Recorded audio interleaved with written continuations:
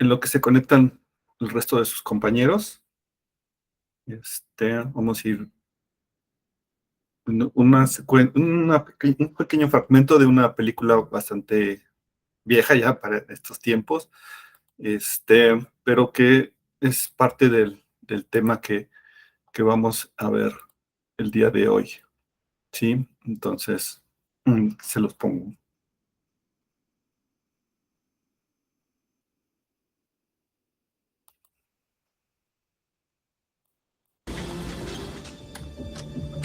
Aquí trabajo. Tal vez te parezca extraño, pero esta ha sido mi oficina en los últimos 15 años. Totalmente seguro. La malla de alambre de cobre evita que salgan señales de radio. Esta es la imagen del satélite del pequeño almacén hace 20 minutos. Están en el camino. Es una belleza lo que se puede ver. Ahí están. John, latitud 30, 64 minutos, longitud 72 con 29. Afirmativo. Listo. Aquí va. De arriba a la izquierda. Vayamos por ellos. Lo llamo el jarrón. No usa ningún tipo de línea telefónica. Se autoalimenta. Desconectada del mundo. Ningún aparato la interceptaría. Solo quedan los transmisores, pero es fácil quitárselos de encima. ¿Te gusta acabar con los transmisores? Sí que sabes divertirte. El gobierno se ha metido con las telecomunicaciones desde los años 40. Han intervenido todo. Tienen tus estados bancarios, archivos de computadora, email, escuchan tu teléfono. Mi esposa lleva diciendo eso muchos años. Cada alambre y cada microonda. Entre más tecnología utilices, les es más fácil tenerte intervenido. Hay un mundo feliz allá afuera. Espero que lo disfruten.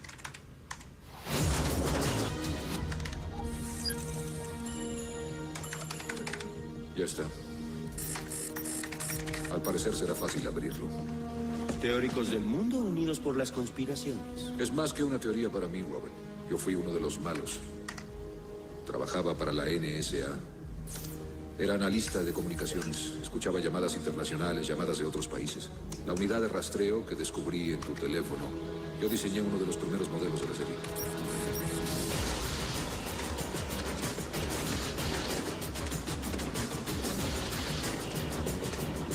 Fort Meade. Tiene 18 acres de macroprocesadores en el subsuelo.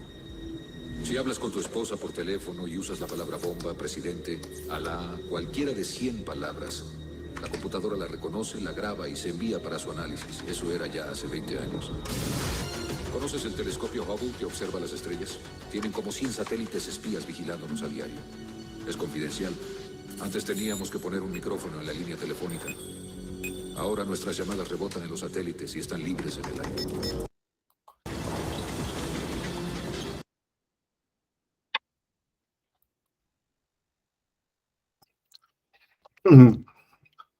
Bueno, ¿qué tal? Buenos días a los demás que se van integrando.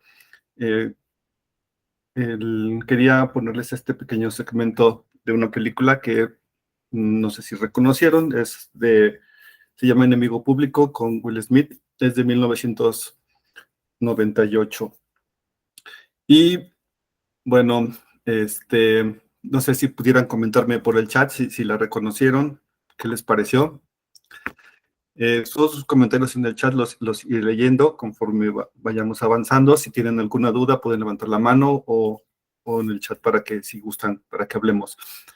Quiero proponerles un pequeño cambio en el diseño de esta clase. Bueno, me presento, soy José Antonio Cejudo Hernández, director de Tecnologías Educativas de la Escuela Judicial, y soy de formación ingeniero, a diferencia de todos los ponentes que tienen normalmente en los diplomados del eje. Yo soy de formación ingeniero en sistemas. Entonces, por lo tanto, la visión la intención de que yo imparto esta clase es para dar un poco la visión un poco más técnica de lo que normalmente podrían recibir. Quisiera profundizar más en algunos de los temas que veremos. Trataré de no ser tan técnico. Trato de no ser tan técnico cuando doy esta clase. Sin embargo, si llegara a ver algo que no comprendieran, me lo pueden decir y lo vamos viendo. Normalmente, como doy la clase, quisiera hacer una modificación el día de hoy en razón de un tema nuevo que ha surgido. No sé si les parezca, si estén de acuerdo. Quisiera dividir la parte en dos. Ustedes serían mi conejillo de indias, porque quisiera introducir un nuevo tema en esta clase que está un poco de moda y quisiera dejar un espacio de tiempo para verlo hacia el final, que es todo lo que ha sido relacionado últimamente, no sé si han visto las noticias, con el famoso ChatGPT. Entonces quisiera tocar un poco ese tema hacia el final de la clase, si están de acuerdo. Pero sobre todo, como es tan nuevo el tema y a toda esta saliendo cierta información, o bueno, es relativamente nuevo el tema, eso es parte de. La verdad es que es un tema que lleva muchos años, ya lleva algunos años, pero apenas es el boom porque acaban de liberarse versiones públicas. ¿Y cuál es la intención de que salgan versiones públicas? De algo que ya tiene años trabajándose.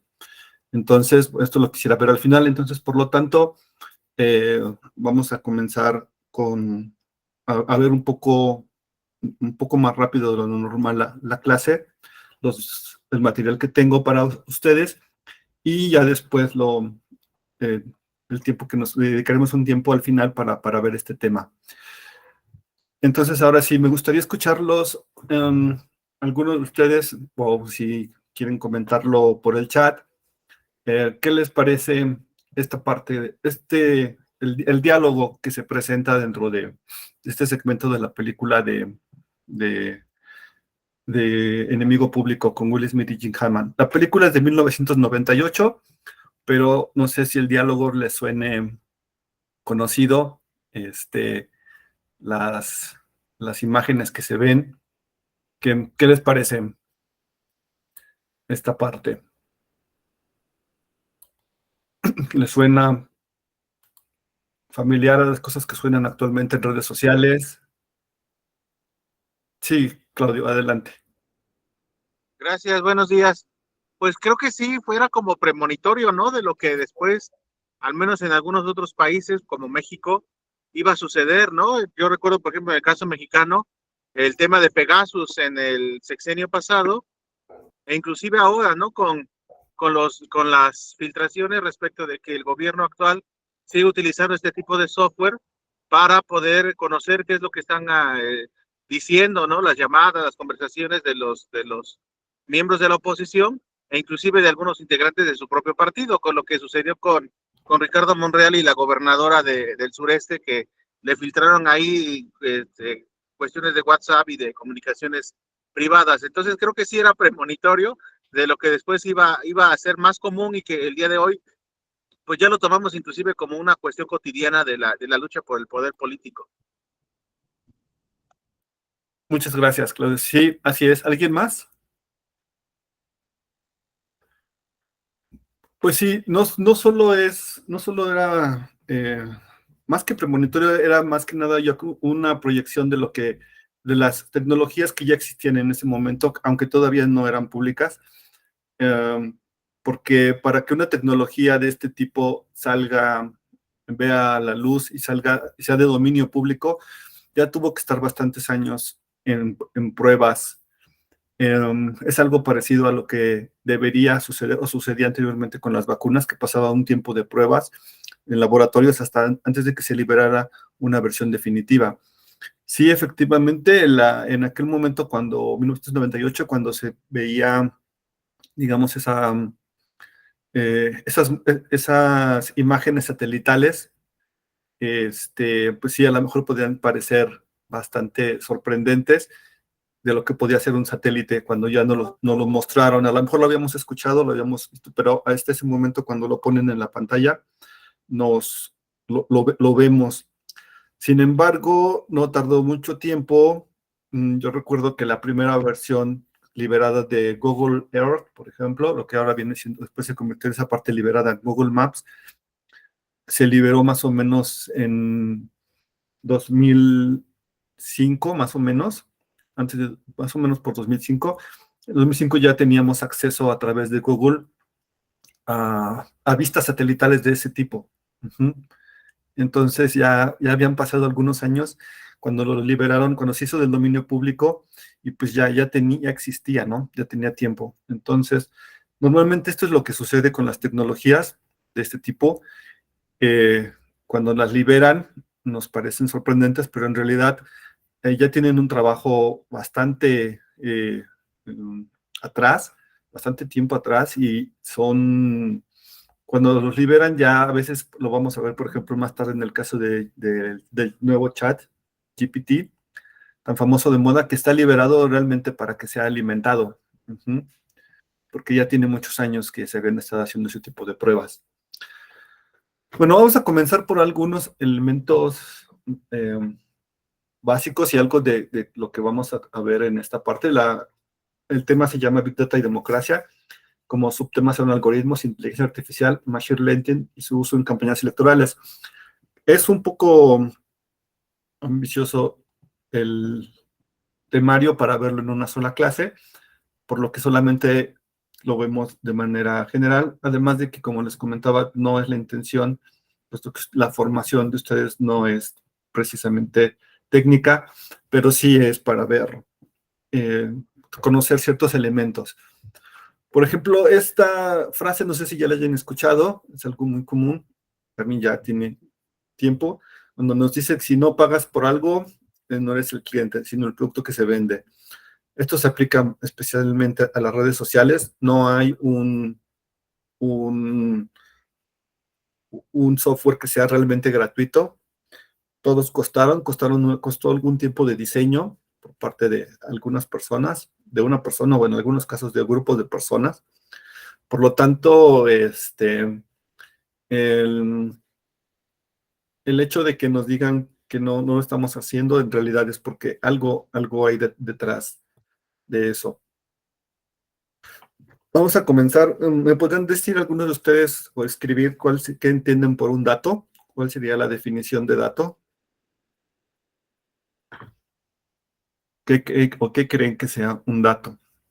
Digamos que es el elemento más básico con el que se trabaja a nivel de informática. ¿Alguno de ustedes? Alejandra Romero dice que es información. ¿Quién más?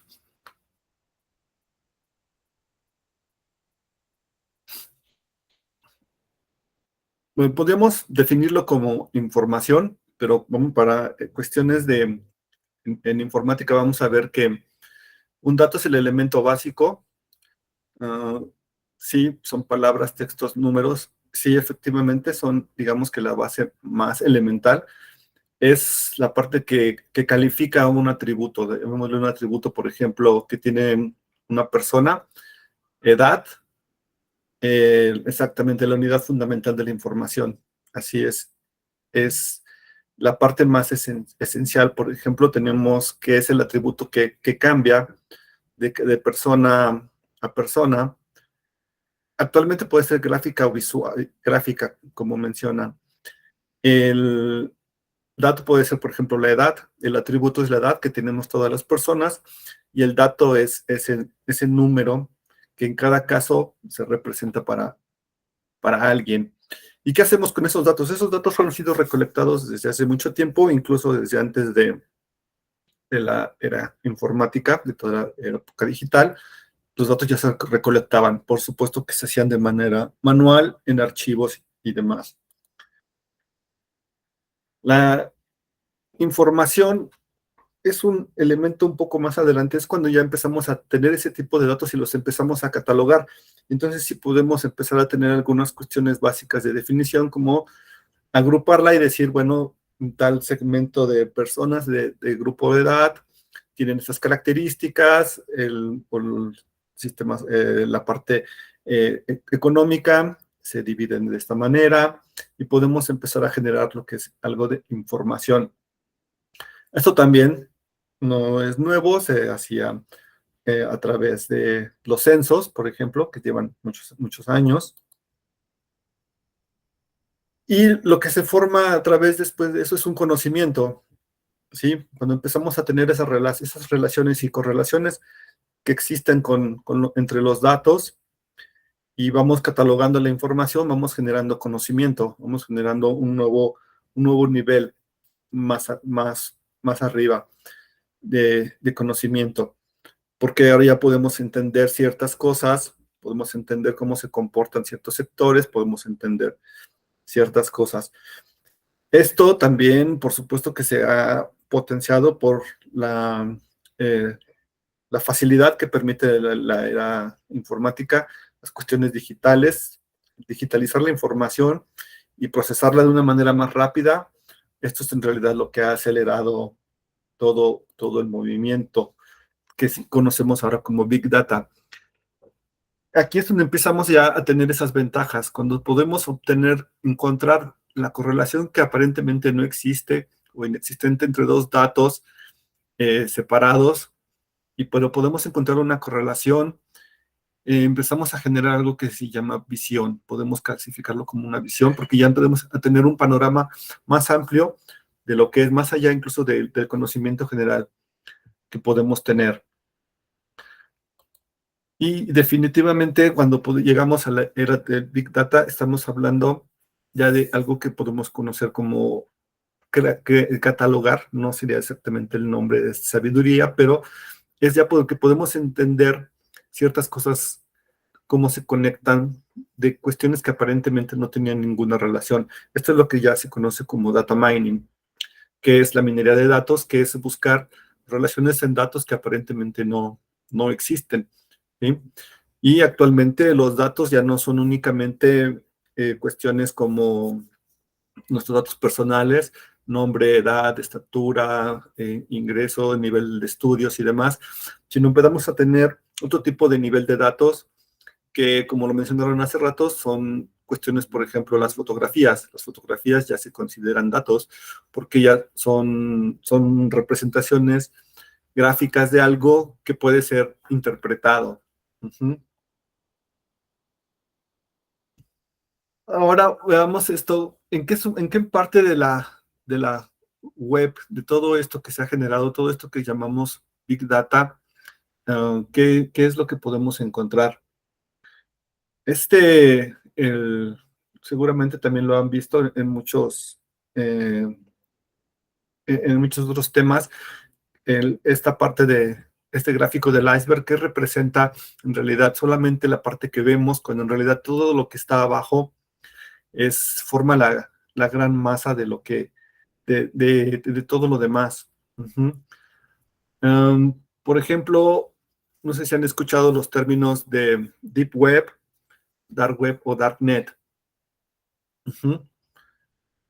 Y realmente esta es la parte donde empezamos a tener contacto ya con lo que es el Big Data.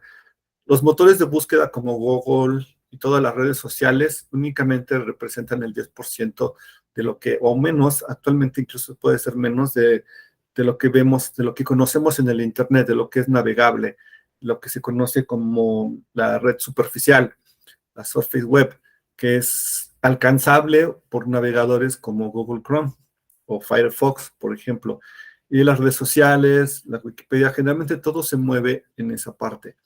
Sin embargo, hay una parte de la red que no vemos, pero que existe, que se llama la Deep Web, que sí conocemos como la red profunda. Y en esta parte del Internet, en esta parte se encuentra bastante información. Y puede sonar, o en algunas partes se ha usado como que fuera completamente algo oscuro, o que no sabemos de qué se trata.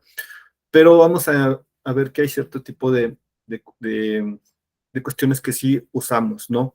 Por ejemplo, la Deep Web en realidad se refiere también, hay una parte que sí es alcanzable y que es conocida por todos y que todos utilizamos, que puede ser, por ejemplo, cuando hacemos una transferencia de un banco a otro, cuando nos hacen algunos estudios y los registros médicos se traspasan hacia otra, le llegan al médico. Cuando compartimos algunas cuestiones, documentos personales en Google Drive, cuando pasemos un cruce utilizando el tag electrónico, todo esto se está moviendo dentro de la Deep Web, que en realidad son servidores que existen, están conectados en Internet. En el momento en que pasemos una recarga para el tag, para pasar una vía de pago, y posteriormente eso se ve reflejado en nuestro saldo, se está utilizando el Internet, una parte de la red que no está disponible al público, pero que existe. Sin embargo, hay otra parte más hacia abajo, que es la parte que se conoce, haciendo una analogía, suponiendo que esto fuera así, lineal, que fuera hacia abajo, que sí son las partes donde se desarrollan ciertas actividades que no son visibles. Hay una parte que se conoce como la dark web, que en realidad es efectivamente el Internet puede ser tan amplio y demás, que no todo, como usted les mencionaba, es alcanzable a través de Google. Para ello se requieren otro tipo de navegadores como son Tor, Freenet, que son navegadores que lo que van haciendo es que van rastreando los sitios que existen en Internet. Los sitios a los que alcanza Google son sitios que se llaman, son directorios donde existen, y cuando Google hace una búsqueda se hace referencia utilizando ese tipo de directorios. Sin embargo, si algo no está en el directorio, no significa que no exista, sino simplemente que no ha querido ser registrado por alguna razón, y por esa razón permanece en una parte de la red donde no es alcanzable, y que además solamente no es alcanzable por un navegador normal, tiene que ser alcanzado por otro navegador, y ahí para poder tener acceso a esa información. Por supuesto que en esta parte donde se puede decir que es algo más, una parte más oscura, que sí ya se conoce como tal, existen las redes, un cierto tipo de redes, que es efectivamente donde se desarrollan todo ese tipo de cuestiones que en ocasiones llegamos a escuchar, que donde se utiliza el Internet para cuestiones ilícitas, como tráfico de armas, tráfico de drogas y demás.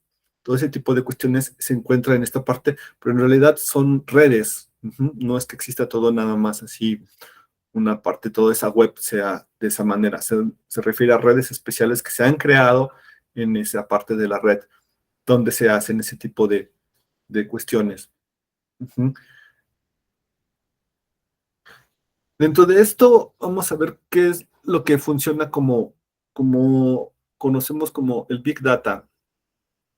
Como mencionaba, el Big Data se mueve dentro de las primeras capas de la red, que están entre la capa visible y la primera parte de lo que es la Deep Web. Y en realidad se refiere a una tecnología. A veces cuando escuchamos el término Big Data, a veces que puede quedar ahí como que solamente es una gran cantidad de datos.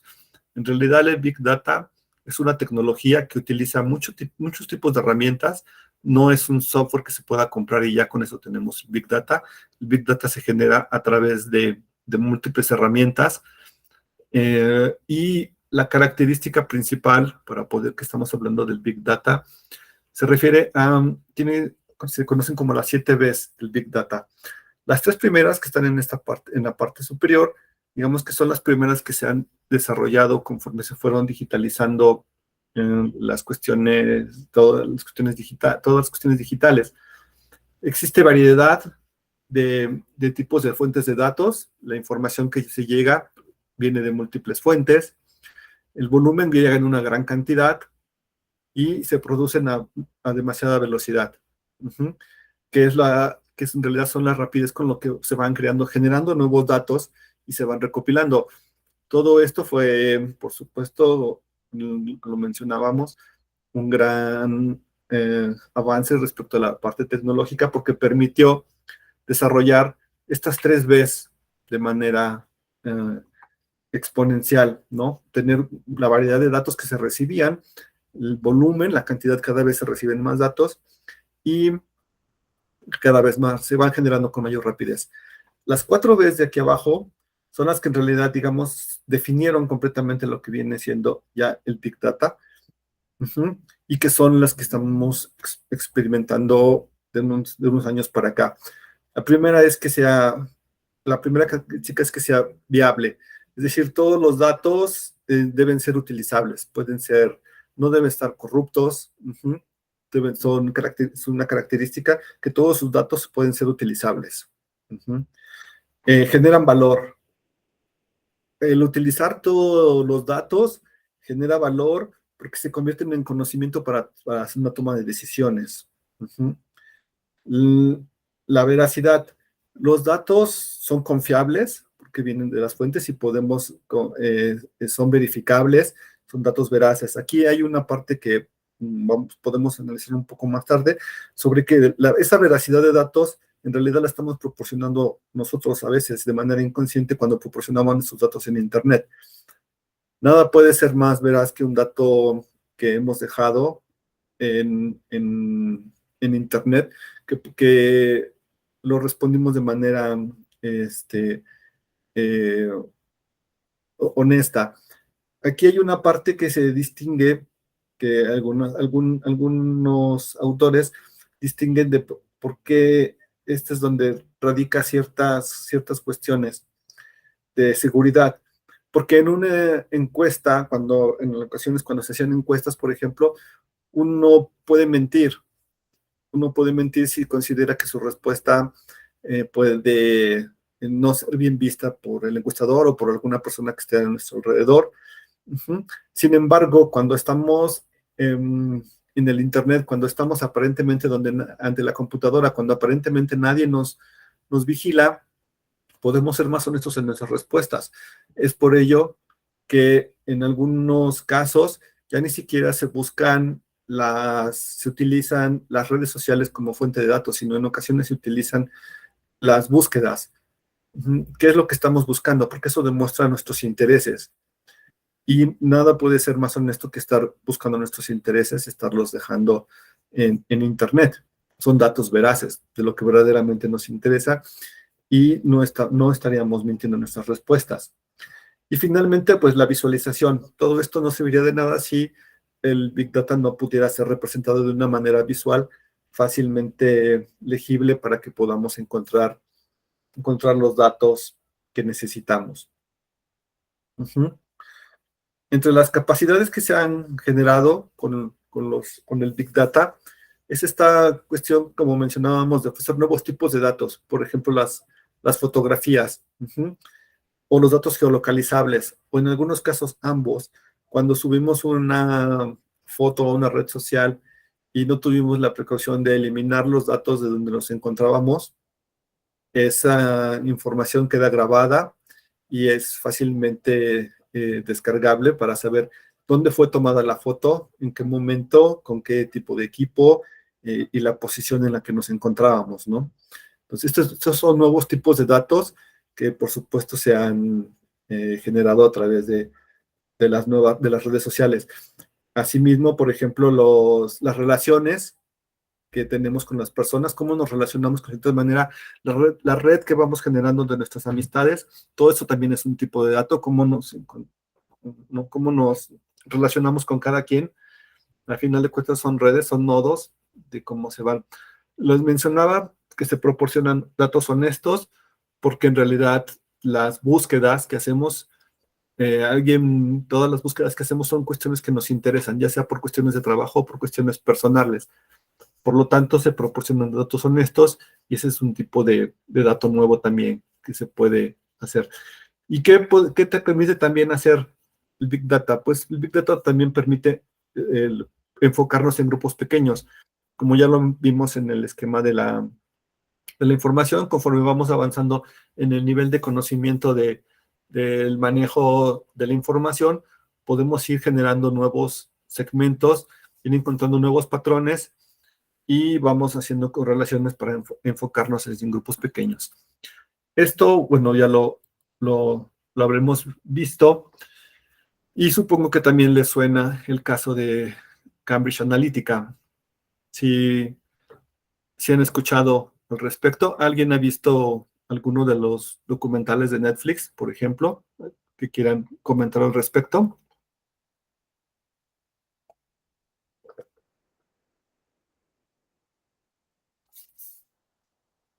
El caso de Cambridge Analytica, sí, Alejandra. Hola, buenos días. Yo estoy leyendo el libro que se llama La dictadura de los datos, que escribe precisamente una de las chavas que participó en Cambridge Analytica. Yo esperaba, francamente, del libro que que diera como un poquito más de datos duros, pero en realidad ella narra ahí cómo fue engañada, o sea, ella misma Sí. cómo fue engañada para trabajar en todo este uso de los datos y construirlas y vender la información a los republicanos para que construyeran la campaña de Donald Trump. Pero bueno, yo de todos modos se los recomiendo, pero eso es lo que ella narra, cómo conocen a una persona que es el dueño de Cambridge y cómo aprenden a seccionar o a fragmentar toda la información y que desata todo el caos de Cambridge Analytica en Estados Unidos. Sí, así es el caso de Cambridge Analytica, que fue todo muy sonado, también usado para el Brexit, ciertos datos, pero como les mencionaba, en realidad hay algo más en el fondo. Esto salió en 2016, pero en realidad debimos haber puesto atención en algún libro, por ahí lo leía, decía, en realidad debimos haber puesto atención en 2009, porque en 2009 fue cuando una noticia por ahí pasó desapercibida, que fue cuando Google liberó las búsquedas personalizadas. Se lanzó como una nueva característica de Google que podías desplegar, hacer la búsqueda y darte los resultados específicamente de lo que tú necesitas, acorde a todas tus características que ya te habían estado observando, que habían estado registrando, y con base en ello te arrojaban una búsqueda personalizada que supuestamente facilitaría te facilitaría los resultados para que tú los pudieras observar. Sin embargo, si actualmente lo llegáramos a hacer, si hacen el experimento de que dos personas hagan una misma búsqueda, busquen el mismo tema, con las mismas palabras en sus diferentes computadoras, los resultados que arroja son distintos. Precisamente porque esta búsqueda personalizada que fue ofrecida como Google como la gran oportunidad, en realidad, ¿qué es lo que estaba haciendo? Es únicamente generando nuestra burbuja de información, donde únicamente estamos viendo lo que queremos ver, donde estamos teniendo el sesgo de que solamente nos estamos recopilando la información que en realidad queremos ver y no estamos llegando a la información que no es necesariamente afín a nuestros gustos, sino que determinadamente nos permite confrontar nuestras ideas y demás. Les comentaba esto, en realidad desde ahí, desde 2009, se empezó a hacer este tipo de segmentación de la información, por lo que mencionan en algunos libros, las burbujas se empezaron a crear de información, las burbujas de información se empezaron a crear hace mucho tiempo, no es algo tan nuevo. Actualmente ya las estamos viendo las consecuencias. La segmentación de que se han hecho para las campañas electorales ya es una de las últimas aplicaciones que se han hecho y que han salido a la luz pública, pero que en realidad llevan bastante tiempo trabajando y debimos haber puesto atención un poco más, haber puesto más atención. Esto viene muy a colación por el hecho de que en este caso a ustedes, como lo vamos a ver más tarde con lo del chat, hay una cuestión que se menciona, en uno de los videos lo mencionan, desafortunadamente la tecnología se mueve más rápido que lo que nos movemos nosotros como sociedad, y todavía es un poco más lento las cuestiones legales, las cuestiones de regular toda la parte técnica, la inteligencia artificial, todo lo que se puede hacer, la regulación viene más atrás. Por lo tanto, cuando ya llega la regulación, ya lo vemos a veces sobre efectos de las cuestiones que ya sucedieron. Esta parte tomada de un estudio que se realizó, según recuerdo, en alguna parte del módulo de este diplomado llegaron a ver la espiral del silencio. Si me equivoco, corríjanme, pero según yo ya lo vieron.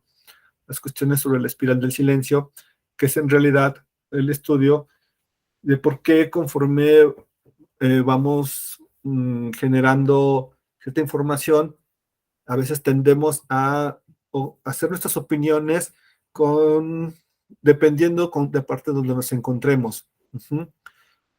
En este estudio que se hizo hace algunos años, se descubrió, por ejemplo, qué tan cómodos nos sentíamos, qué tan cómodos se sentían las personas para hablar sobre ciertos temas, ¿no?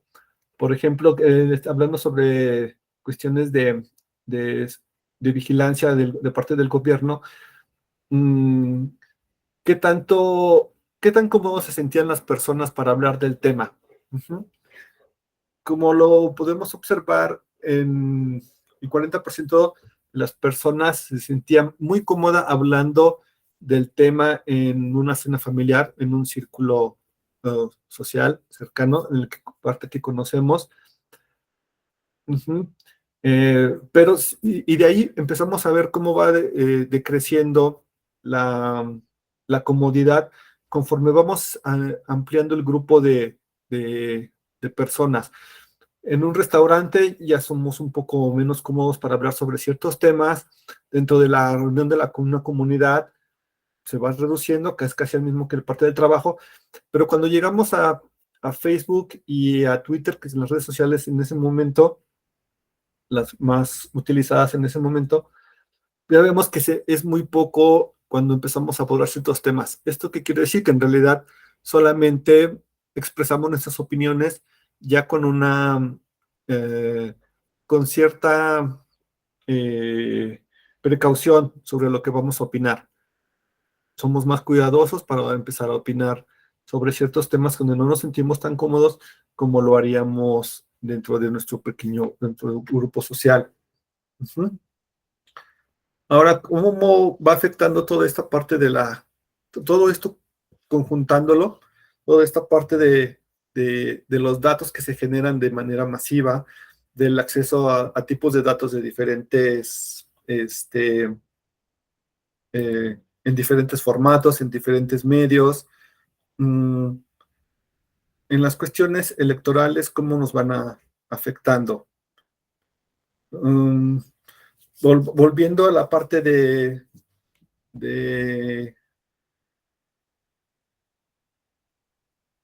las cuestiones que surgieron durante la campaña electoral de Donald Trump, fue muy sonado la parte de las noticias falsas. Vamos a ver esta parte para ver cómo funcionan.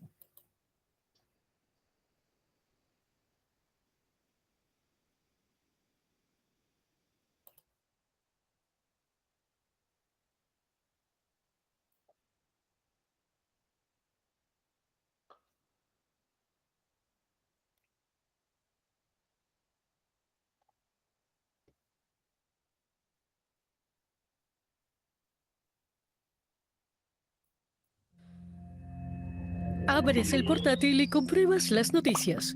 ¡Sorpresa! ¡Horror! La Tierra gira ahora en sentido contrario.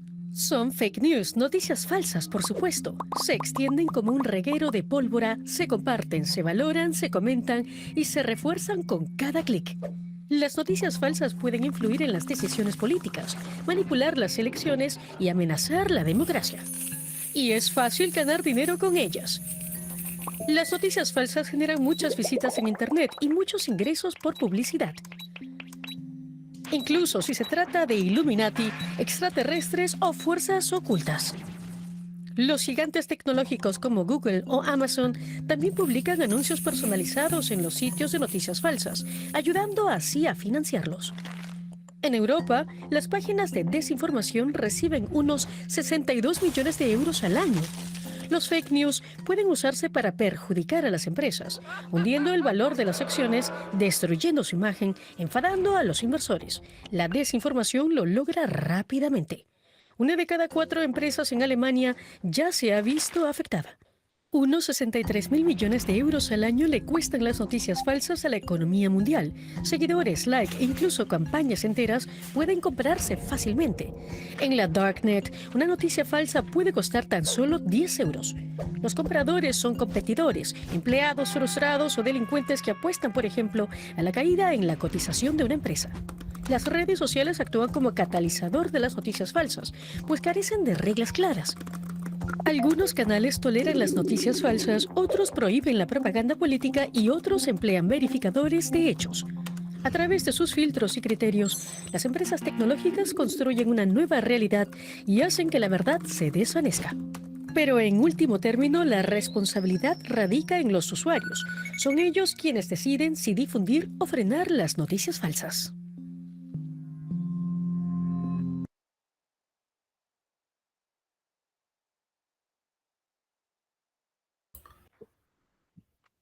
Bueno, esta es la parte de en realidad cómo funcionan,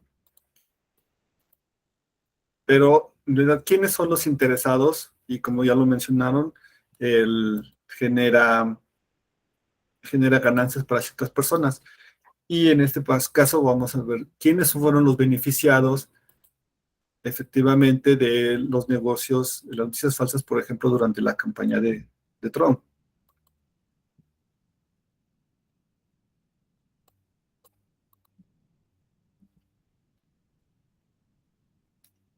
Noche a la mañana. Esta pequeña ciudad en el centro de Macedonia adquirió fama internacional de la noche a la mañana. En Veles viven unos 50.000 habitantes. Desde aquí, presuntamente, se influyó en la campaña electoral estadounidense a favor de Donald Trump mediante noticias falsas publicadas en Internet. Veles no parece un segundo Silicon Valley con transferencia de datos a alta velocidad. Tampoco parece plausible un complot de hackers con motivaciones políticas. Más bien parece que un grupo de jóvenes con conocimientos informáticos descubrieron en la campaña electoral una fuente de ingresos y la explotaron publicando historias ficticias con éxito. La idea surgió buscando formas de ganar dinero rápido, obteniendo clics en nuestra página web. Nos dimos cuenta de que Donald Trump tenía muchos seguidores. Asegura uno de estos jóvenes que prefiere mantener el anonimato. Al principio teníamos 15.000 miembros, el 100% eran estadounidenses. Al final eran casi 180.000 usuarios y 200 personas trabajando para las páginas. Según los expertos del portal de investigación Mimikama, esta no es una historia inusual. Lo que se hizo en Veles tenía poco que ver con un intento de influir en la política. En el caso de las noticias falsas, lo que importa es el tráfico. La gente entra a las páginas atraída por ciertos temas, con un clic se activa la publicidad y con la publicidad se gana dinero. Ganar mucho dinero con noticias falsas, un modelo que funcionó en Veles durante la campaña electoral estadounidense. No quiero hablar de mis ingresos personales, pero en promedio se llegaba a unos 5.000 euros al día. Más complejos y opacos son los llamados social bots, programas informáticos automatizados que imitan el comportamiento humano en Internet y se convierten en multiplicadores de opinión. Su influencia es más bien indirecta. Los bots distorsionan las tendencias y conducen a una polarización en las discusiones. Las voces más moderadas se ven relegadas. Las consecuencias que eso tiene para la sociedad es una pregunta abierta. En otras palabras, lo que sucedió en Macedonia no es una excepción, sino un ejemplo de lo que en Internet se puede ganar, publicar y manipular.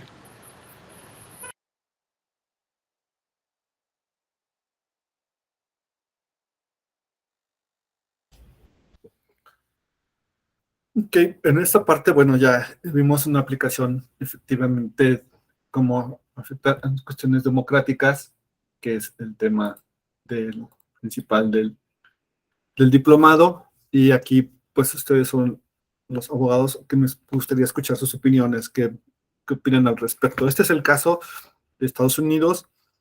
En México no, o sea, no ha habido no ha habido una campaña tan específica como la hubo, pero bueno, tenemos que pensar hacia futuro y hacia las elecciones que vienen, y bueno, ya se ha visto un modelo que funcionó. Entonces, ¿qué creen que puede pasar? ¿Cómo necesitamos prevenir este tipo de acciones y cómo lo ven desde su punto de vista? Aquí sí me gustaría escuchar sus opiniones. ¿Qué les parecen?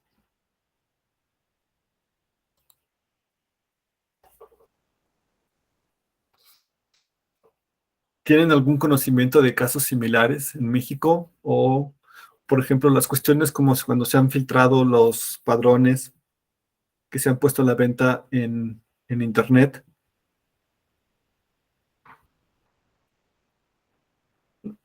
¿Sí les suenan los casos? Sí.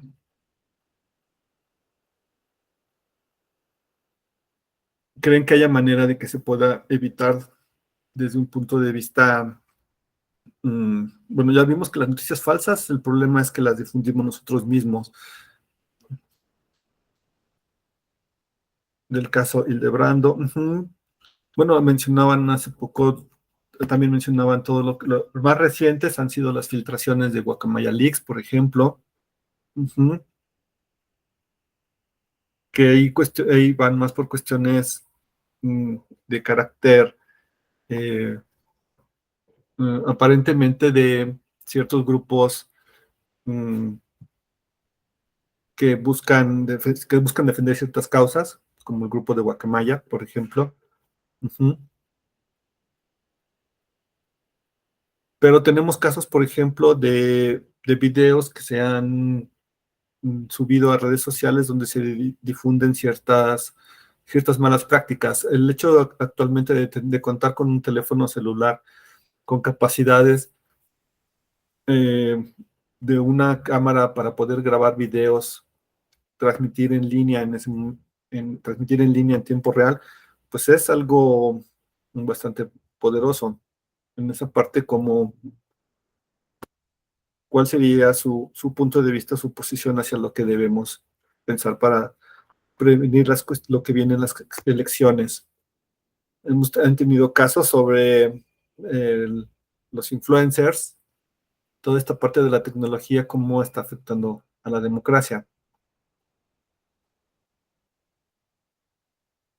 Esto sin mencionar el más reciente, que es lo que quiero pasar ahorita, si no tienen alguna otra cuestión, alguna duda, algunas que les haya surgido respecto al...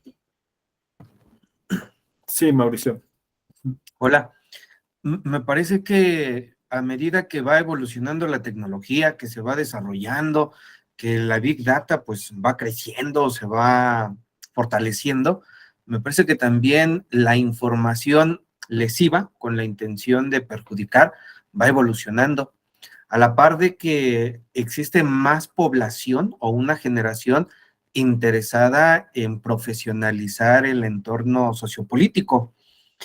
Pero a la par, digo, sería como que un tema de investigación, creo, saber la cantidad de población que se está profesionalizando frente a la cantidad de población que relativamente es apática a la participación ciudadana. Y creo que se materializa en la convivencia cotidiana, en donde pues muchas de las ocasiones las personas pudiéramos llegar a ser indiferentes ante escenarios de conflicto social, de problemática social, comunitaria en nuestro entorno. Entonces, eso lo materializamos en la vida cotidiana. Sin embargo, también ese grado de lesividad se visualiza o impacta en las nuevas tecnologías, en la información nociva. Entonces, pienso que a la par se encuentra el discurso oficial político, el plan de trabajo, la agenda política, pero detrás de esa agenda política me parece que existe todo un equipo comprometido a deslegitimar o atacar o a vulnerar la gobernabilidad de las localidades. Muchas gracias. Sí, lo mencionas muy bien, y quisiera resaltar un punto de los que mencionaste. respecto a la cantidad de personas que pueden ser afectadas. Aquí la cuestión que te podría mencionar, como alguien desde el punto de vista tecnológico, como lo veo, es que cada vez es más fácil hacerlo. Y dices, las personas, ¿quiénes son capaces de hacerlo y a quiénes les impacta? Bueno, efectivamente sabemos a quién es el público, sí, suponemos, evidentemente es la mayoría, las personas, el público al que va dirigido, a quienes busca, diríanlo desde un punto de vista de mercadotecnia, a quién es el target, quién es el público objetivo, pero quiénes lo hacen. Y aquí la cuestión donde quisiera resaltar es que cada vez es más fácil hacer las cosas. En un pasado, diseñar una página web era cuestiones casi de desarrollar código HTML por línea, se tenía que aprender prácticamente. Actualmente, en las escuelas, lo vimos ahora en la pandemia, al menos mis hijos hicieron sitios web, o sea, pues les pusieron con el Google Education y les permiten hacer simulaciones de sitios web donde subieron ejercicios para hacer alguna página. Evidentemente no toda la población tiene el alcance de esas herramientas, pero cada vez es más fácil hacerlas. Y también es cierto, hace unos días se mencionó, aun cuando todo puede existir cierta la brecha digital, como entre muchas otras brechas que tiene México, toda esta separación que existe, la desigualdad que hay en México, dentro de todo eso, el acceso a las telecomunicaciones, al Internet, va avanzando, quizás no con la facilidad, con la rapidez que quisiéramos o con la que se debería para poder solventar las cuestiones de desigualdad, pero cada vez se va haciendo más, va creciendo el alcance. Y hace poco se publicó, hace unas semanas, bueno, creo que esta semana, sobre que el costo del Internet ha estado bajando. Eso es una cuestión técnica que también es, conforme se empiezan a hacer cada vez más, va creciendo la tecnología, va siendo el alcance de todos. El costo de Starlink para poder tener el acceso a un internet satelital propuesto por Elon Musk y demás, todavía es algo bastante caro, considero que es caro para su propuesta. Sin embargo, eso demuestra que ya es factible llegarlo y existen algunas asociaciones sin fines de lucro donde se pretende llevar el internet satelital a regiones más remotas. Por lo tanto, el internet poco a poco va a seguir avanzando. Digo, quizás no a la rapidez que debiera, pero sí. Bueno, ahora quisiera preguntarles un tema. ¿Han escuchado últimamente? Esto es una cuestión para saber sobre el ChatGPT. Si lo han estado escuchando o no. Si no lo han escuchado, para darles un poco de contexto sobre qué es el chat.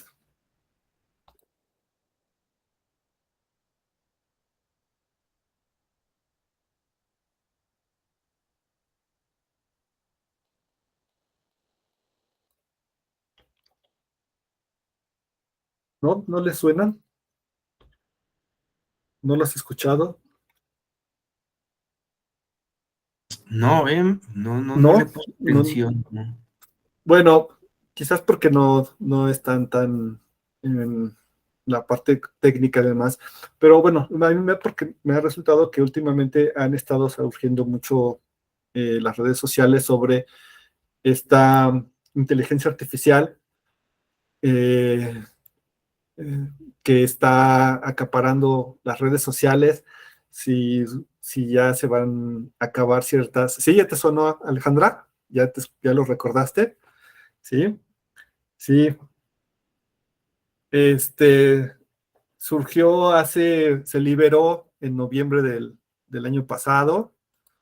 No sé si lo habían ya visto, incluso porque fue noticia que acaba de aprobar un examen de Derecho en una universidad de Estados Unidos. Por eso es que pensé incluirlo en el tema, porque hablando de cuestiones de derecho, el ChatGPT es una tecnología de inteligencia artificial que acaba de ser liberada al público en noviembre. Es un sistema donde ustedes pueden pedirle que desarrolle un texto, pueden pedirle que haga una tesis, tan de moda ahora el tema, donde podrían incluso pedirles que desarrolle una tesis sobre cierto tema, pues solamente tienen que alimentarle con ciertos parámetros que ustedes quieren que desarrolle, y con eso lo va a desarrollar. Fue liberado el 30 de noviembre del año pasado, y bueno, la cuestión que realiza es que, les comentaba, es un programa que fue desarrollado por una empresa donde estuvo originalmente Elon Musk, después se separó, una empresa que se llama OpenAI, y que ha estado sonando últimamente porque ha estado desarrollando la han estado probando para diferentes temas. Como les mencionaba, hace poco fue sometido para resolver un examen en una escuela y en una universidad de Estados Unidos, y lo aprobó. En realidad, es un gran avance, porque es lo que se refiere a modelos de lenguaje, un modelo de aprendizaje, y que puede estar resolviendo muchas cuestiones que incluso en algunas universidades de Estados Unidos se ha empezado a prohibir, porque los alumnos empezaron a hacerlo para que hiciera las tareas. Todavía está siendo explotado, pero empiezan a surgir ya ciertas voces sobre que puede ser una amenaza para la creatividad y demás. Todo depende de la tecnología. Sí, Mauricio. ¿Es algo parecido a los chatbots? Es un chatbot, de hecho, pero este es súper, súper avanzado. Quizás todos tenemos conocimiento de los chatbots porque a veces los usamos en los bancos o algo por el estilo. Inclusive en una plataforma de diseño para no profesionales, la de Canvas. Me parece que allí inclusive puede poner alguna palabra y le genera el texto para el copyright. Entonces, si uno no es muy creativo, entonces allí le pone unas palabras y le genera un discurso, o le genera ciertas frases. Exactamente, lo acabo de mencionar. De hecho, por eso se llama ChatGPT, porque es de parte de chatbots, son robots. No necesariamente los robots como los tenemos en el imaginario, como tipo Terminator, sino en realidad se refieren a programas que ya que producen ciertas cosas. Y sí, por ejemplo, Canvas es un ejemplo. Los chatbots que utilizamos a veces en los bancos, a veces en Ticketmaster, es muy habitual que de repente nos salga, ¿quieres hablar con alguien? En realidad no es una persona, estamos hablando con un chatbot. Bueno, el ChatGPT es algo así, pero con esteroides, ¿sí? A chatbot se le ha pedido que haga canciones, que haga poemas. Está ahorita en esto. Y lo traigo aquí a colación porque no sé qué tanto la imaginación pudiera dar para que en un futuro empezara a desarrollar cierto tipo de cuestiones para campañas electorales. O en su caso para generar cierto tipo de situaciones que comprometan un piso parejo para todos los contendientes. Sí, efectivamente, eso es el ChatGPT, pero como les mencionaba, el ChatGPT fue lanzado hace varios años, incluso uno de los primeros los primeros sitios donde salió, entonces voy a poner,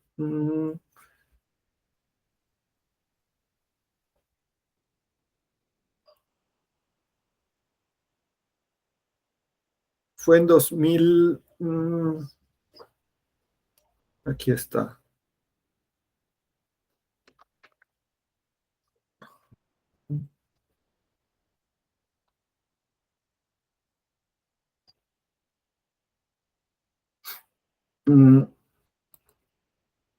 Para que vean todo el avance que tiene ChatGPT y desde cuándo lo está entre nosotros y ha estado generando información.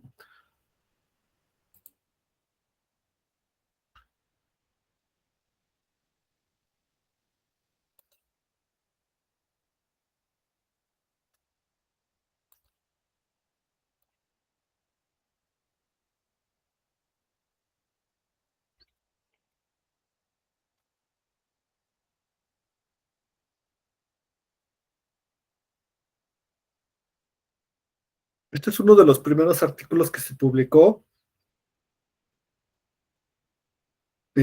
como resultado y es incluso desde 2020. ¿Sí? Ya desde el 2020 este artículo hace un recuento sobre el efecto ELIZA, que son los primeros chats o los primeros bots que se utilizaron para generar, ¿no? Y en realidad es una tecnología bastante vieja, donde ya se empezaba a utilizar desde los años 70. Se empezaron a hacer este tipo de pruebas con las computadoras. Tenemos un pantallazo de las primeras que se realizaron, todavía con una computadora monocromática, una clásica, donde ya se empezaba a tener cierto tipo de interacciones con las computadoras, programas que reaccionaban a ciertas palabras. En este caso, muy, muy primitivo todavía, podemos, si cabe la palabra, porque dependían de ciertas palabras, de que escribiéramos ciertas palabras para poderlas identificar y con base en eso generar respuestas. Respuestas que eran muy limitadas y que además, de alguna manera, solamente no tenían memoria, no podían guardar las conversaciones y no podían aprender de las conversaciones que ya se habían hecho. Cuestiones que se hacen ahora ya con las nuevas tecnologías, con los avances en inteligencia artificial, que van aprendiendo cada vez más conforme se van alimentando. Este de aquí hace referencia a uno de los primeros artículos.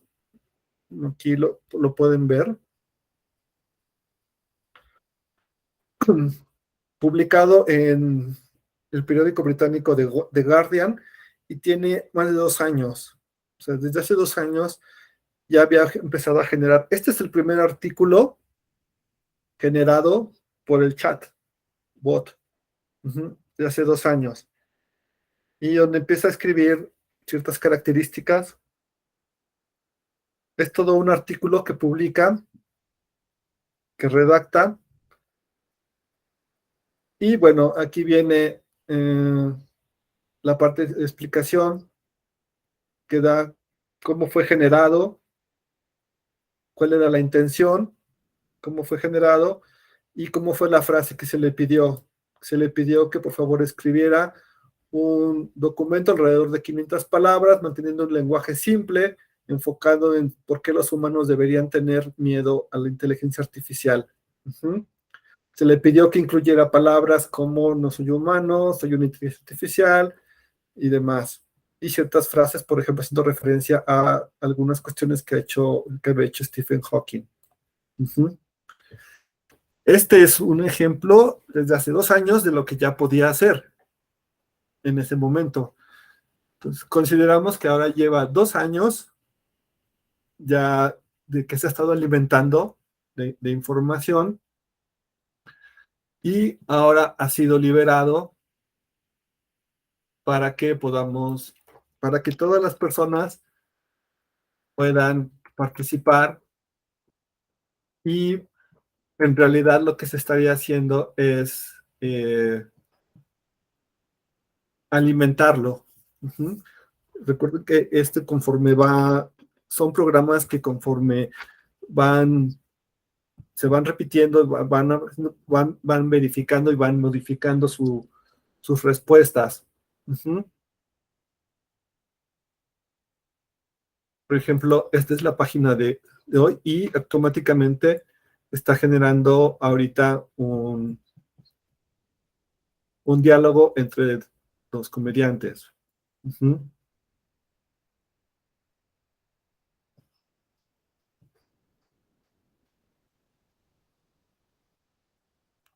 ¿Sí? Entonces, esto aunado a las nuevas tecnologías, otro tipo de tecnologías que podemos encontrar,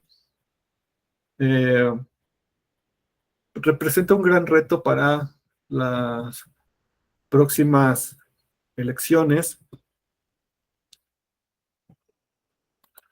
lo cual representa un gran reto también para el tribunal. Y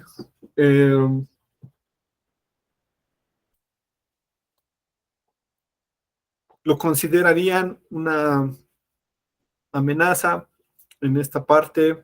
¿Cómo lo visualizan ustedes?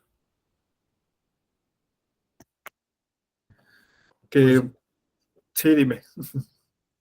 Pues yo lo visualizo como muy provechoso, muy útil, muy práctico. De hecho, en algunas delegaciones, pues también se utiliza.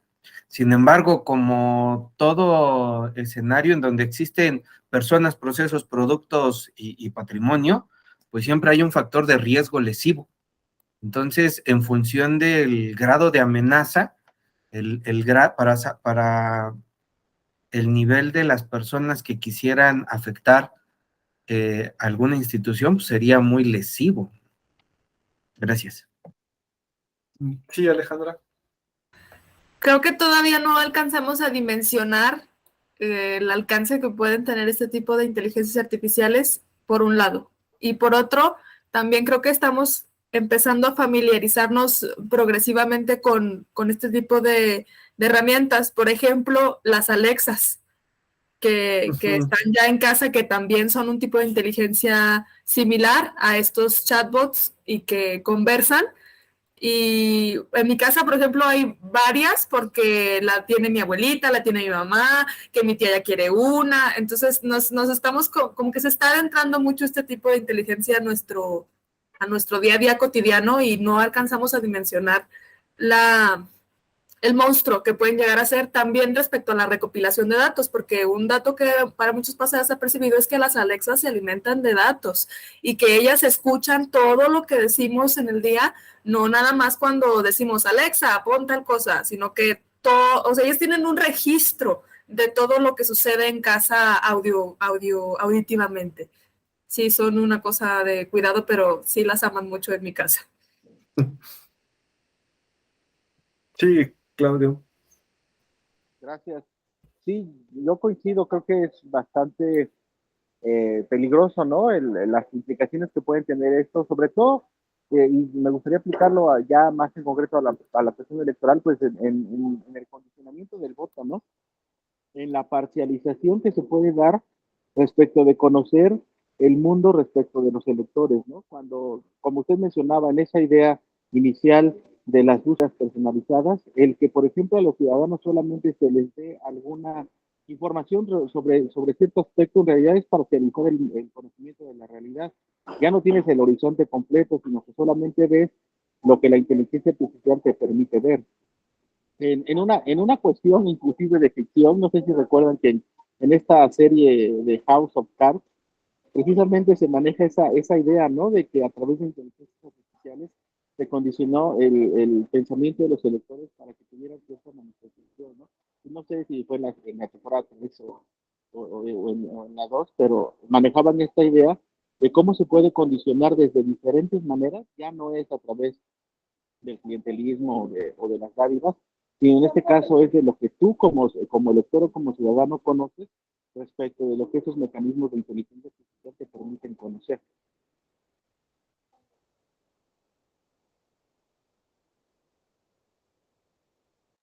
Sí, así es.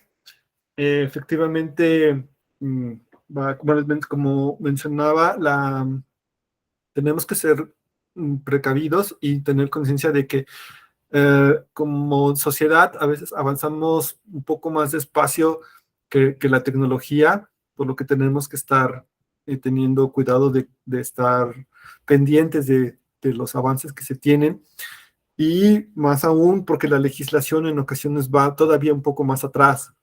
Entonces, tenemos que tener cuidado. Ahorita que mencionabas a Alexa, recordé, por ejemplo, este artículo que utilicé para una investigación hace un tiempo, que hace una referencia a cómo son los niños que crecen con Alexa, porque en realidad empezaban a tener cierto tipo de comportamiento los niños, porque pueden pedirle que repita una canción las veces que quiera, sin que nadie les diga nada. ¿Cómo va afectando el comportamiento de los niños cuando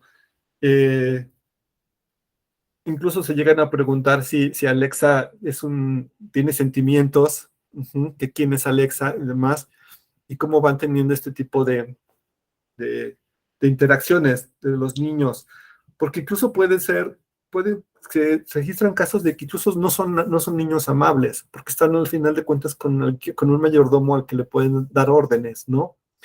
Entonces debemos tener cierto cuidado con lo que vamos mostrando.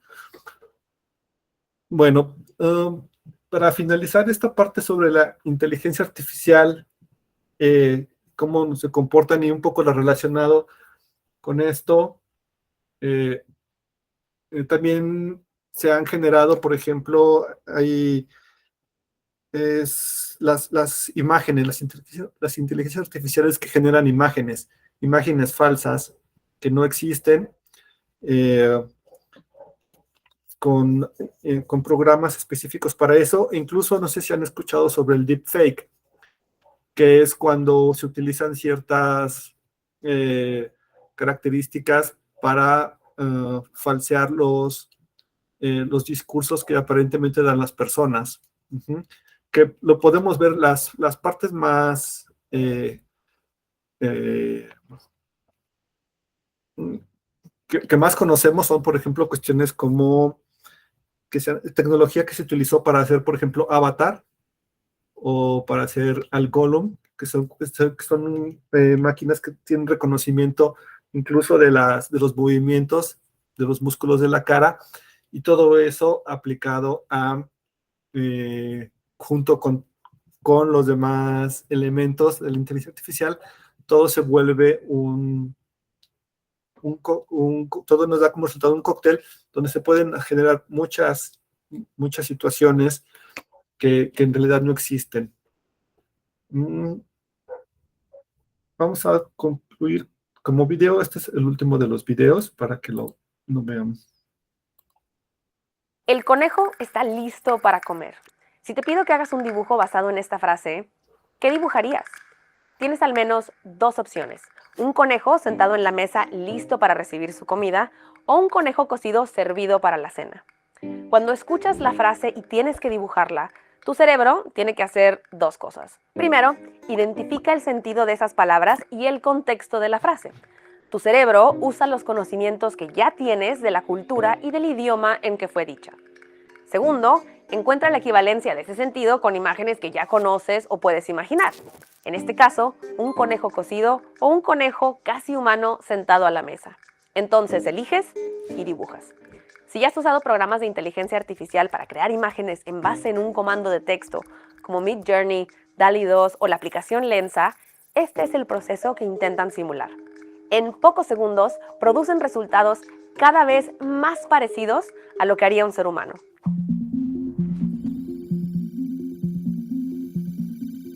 Para empezar, piensa en lo que pasa cuando miras una imagen en la computadora.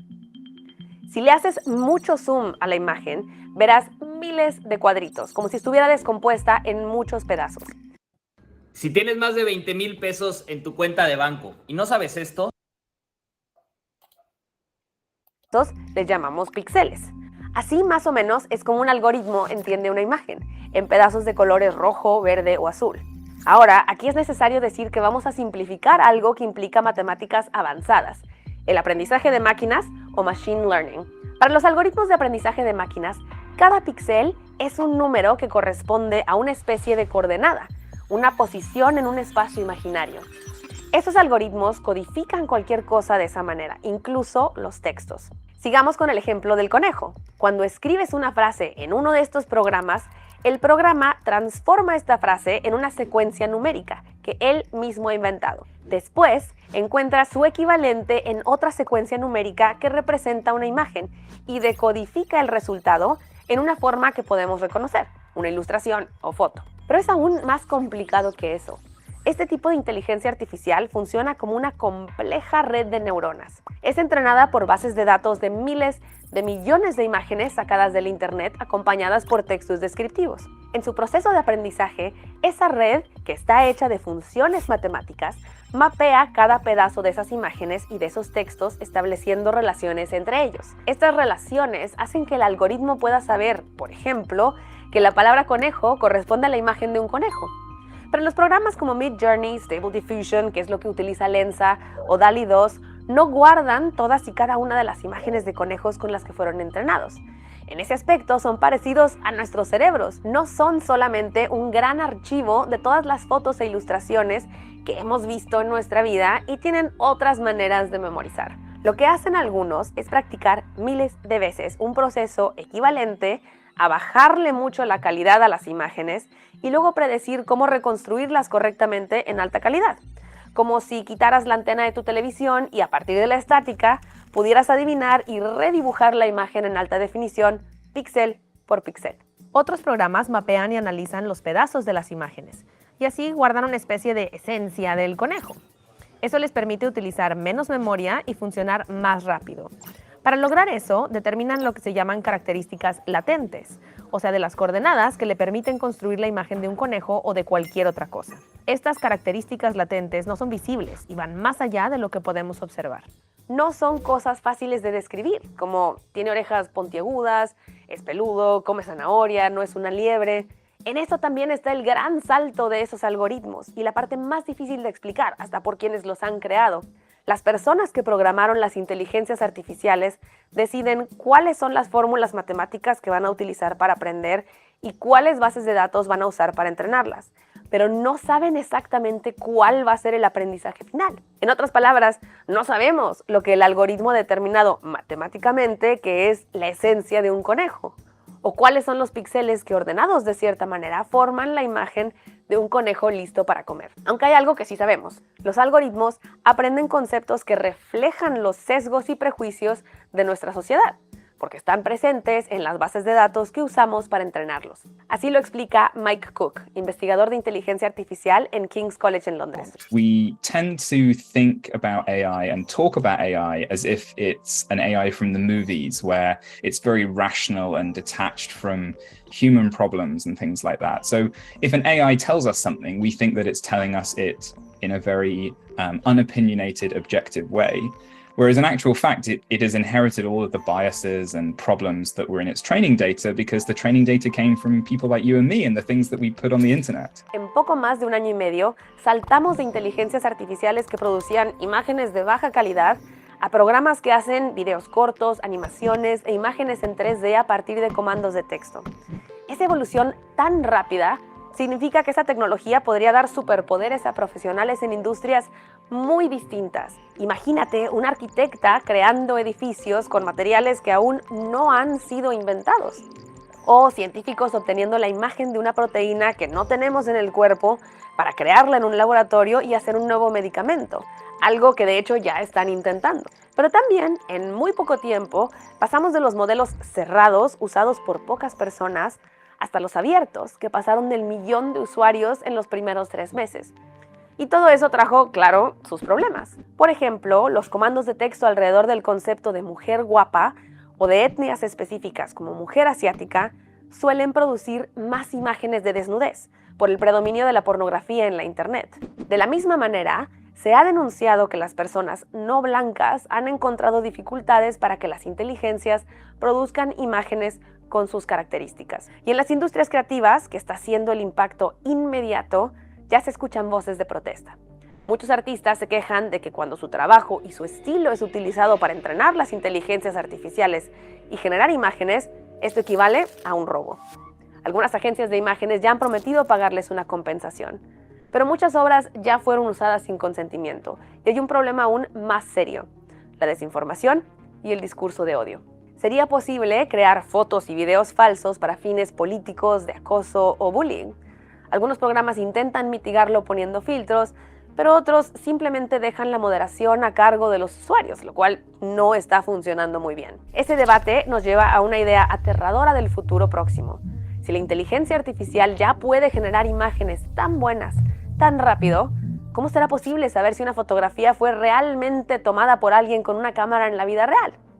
Mike Cook, investigador de inteligencia artificial, cree que debemos seguir optimistas, aunque parezca difícil. There have been some interesting movements from places like the European Union to propose legislation to restrict AI, but it's still moving way slower than the tech industry is.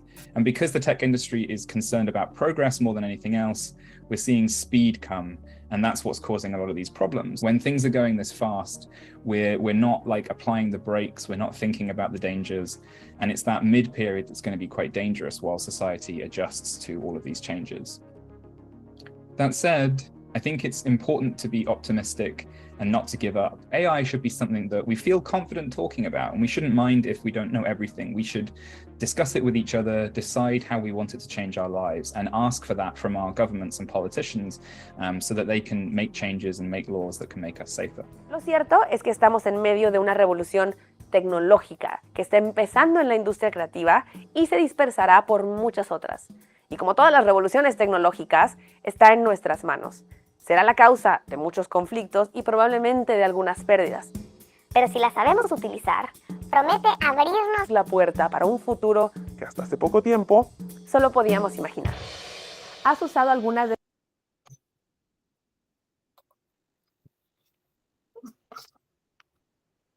Bueno, con esto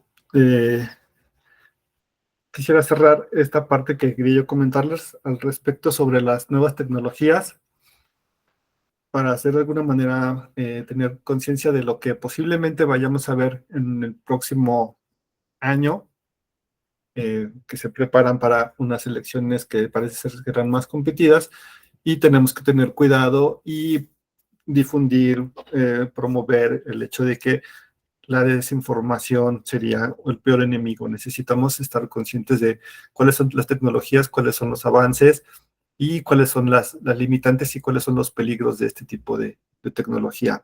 No sé si tengan alguna duda, algún comentario al respecto, algo que quieran agregar.